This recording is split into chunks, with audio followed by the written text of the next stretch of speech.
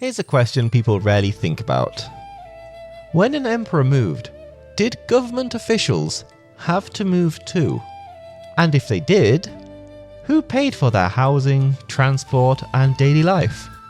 Well, the answer is simpler than you might expect. Yes, they followed the emperor, and in most cases, they paid for it themselves, which mattered more than it seems at first glance. Part 1. Where the emperor was, power was. In imperial China, political power did not exist in abstract institutions. It existed where the emperor was. Wherever the emperor held court, that place became the political center. If the emperor moved to another palace, a garden residence, or a seasonal retreat, officials did not debate whether or not to follow. They were expected to. Physical proximity was not convenience. It was a requirement for relevance, access, and survival. Part 2. No modern benefits. Here's the part that surprises modern people. Before the 20th century, there was no modern system of state-funded housing for officials. No standardized official apartments, no relocation packages, no guaranteed allowances. Officials received salaries, sometimes grain stipends, occasionally temporary lodging, but long-term living, housing, servants, transport, family relocation was usually a private expense. The state funded authority, it did not fund lifestyle. Part 3. Status was regulated, not paid for. Court robes were custom made.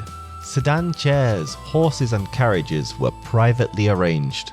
Rank defined what you were allowed to use, colours, materials, symbols.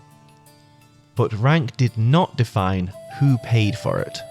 Status was regulated by the state. The expenses were paid by the individual. Part 4.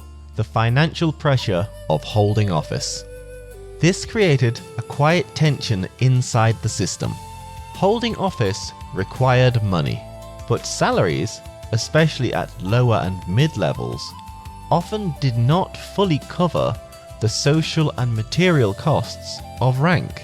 Officials were expected to maintain dignity, support dependents, and remain near power centers, all while avoiding visible impoverishment.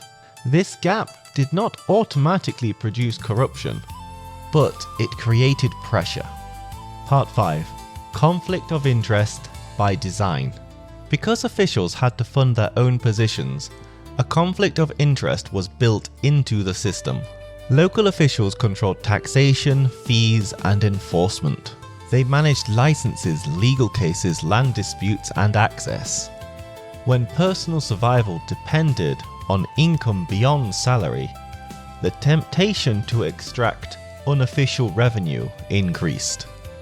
This did not mean all officials were corrupt, but it meant that the system relied heavily on personal restraint, moral norms, and surveillance. Corruption was not just a failure of character, it was an inbuilt structural risk. Part 6. Why the state tolerated this risk. The imperial state understood this tension, but solving it was difficult. Fully funding officials would have required a much larger fiscal apparatus and tighter central control. Instead, the system balanced on 3 tools: moral ideology, legal punishment, and periodic inspections and purges. This reduced corruption, but it did not eliminate the incentive for it. Part 7. What this meant near the center of power. Near the emperor, these pressures intensified. Living close to court was expensive. Social expectations were higher. Visibility was constant. As a result, those with independent wealth were better positioned to remain close to power without bending the rules. This did not guarantee virtue, but it shaped who could afford loyalty without seeking extra income.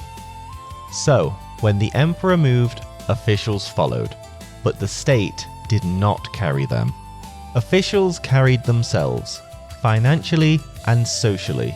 In Imperial China, office was not just authority, it was an investment. And when personal survival depended on holding power, the line between duty and self-interest was never entirely clear. Corruption was not inevitable, but the system made resisting it a personal cost.